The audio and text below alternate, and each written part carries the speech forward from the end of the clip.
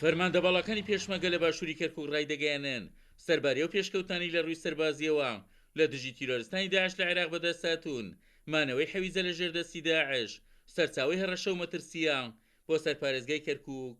ئێمە وەکو هێزی پێشمەرگە هەموو کاتەوەمان وتووە کە تاکو داعش بمێنێت مەترسی هەر ئەبێت.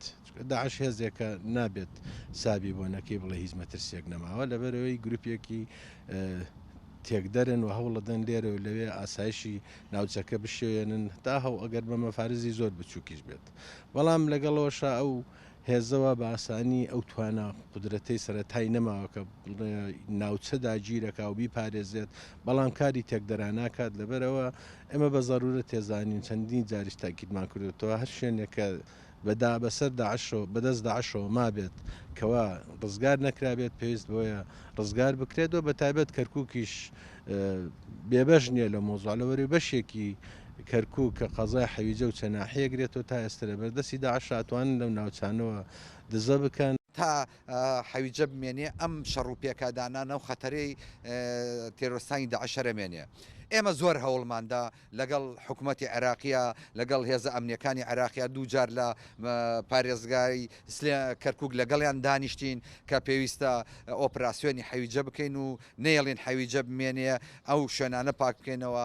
ئەوان وەحدیان پێداین و دوایی خۆیان ڕێگریان کرد نەهاتن و لە هەمان کات شاویستمان بەبێ ئەوان حەویجە بکرین ڕێگریان کردن و نیان هێشت کە ڕۆڵی هاوپەیمانان هەبێت لە بەکارهێنانی تیارە وتیان بۆ خۆمانێکن و شەڕی مووسڵ هەیە و دوای مووسڵەکەین ئەوە تا ئێستا تاخیریان کردووە.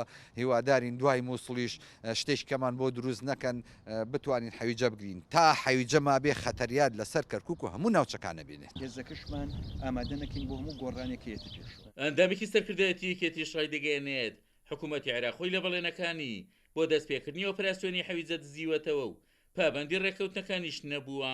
لە ڕۆژانێکا کە ئێمە پێشەوەی کە مووسڵیش بکرێ ئامادە بووین و بەرنامەی خۆمان دانابوو لەگەڵ هێزەکان و کاکجعفەر و هەموو هێزەکانی خۆمانە بۆ مەسلەی حەویجە لە پڕێکا وتیانەوە مووسڵەکرێ. اینجا لەبەرەوە ئێمە ئامادەی خۆمانتیایە ئەو شوێنانەی کامانە تەنار حەویجە نییە، ڕاضە ڕەشادە شوێنەکانی ترە ئەو هەموو شوێنانەی کە لە بەردەسایە یعنی ئێمە خۆمان ئامادەین. بەڵام عێراق دەسیەکە مەبەستی سیاسی خۆیەتی چکە بە عقلی خۆیانێکن خۆ لەبەر خاتری ئێمە نایکن کە بیشیکەن.